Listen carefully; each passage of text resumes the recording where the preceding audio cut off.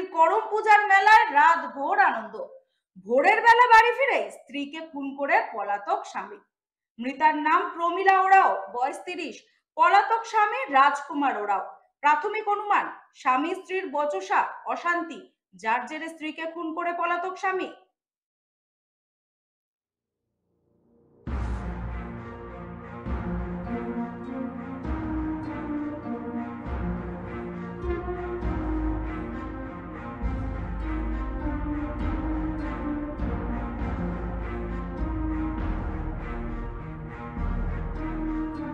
আদিবাসী সম্প্রদায়ের করম পুজো, আর সেই করম পুজোর মেলাতেই রাত ভোর ছিলেন স্বামী স্ত্রী।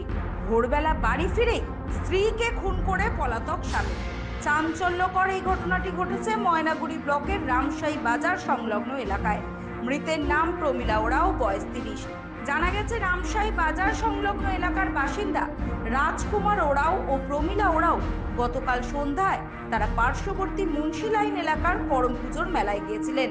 রাত ভোর সেখানে থেকে ভোরবেলা বাড়ি ফেরেন। পরেই ঘটে এই মর্মান্তিক ঘটনা। সকাল হলেই এলাকায় শোনা যায় স্ত্রীকে হত্যা করে পালিয়ে গেছে স্বামী।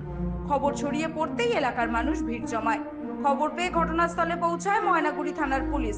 পুলিশ দেহটিকে উদ্ধার করে ময়নাতদন্তের জন্য জলপাইগুড়ি পাঠাবে বলে জানা গেছে। তবে কী কারণে খুন এখনো পর্যন্ত স্পষ্ট নয়। প্রাথমিক অনুমান, স্বামী স্ত্রীর মধ্যে কোনো বিষয় নিয়ে বচসা হওয়ার কারণে স্ত্রীকে খুন করেছেন স্বামী। ঘটনার তদন্তের পাশাপাশি অভিযুক্ত স্বামী রাজকুমার ওরাওয়ের খোঁজ চালাচ্ছে পুলিশ।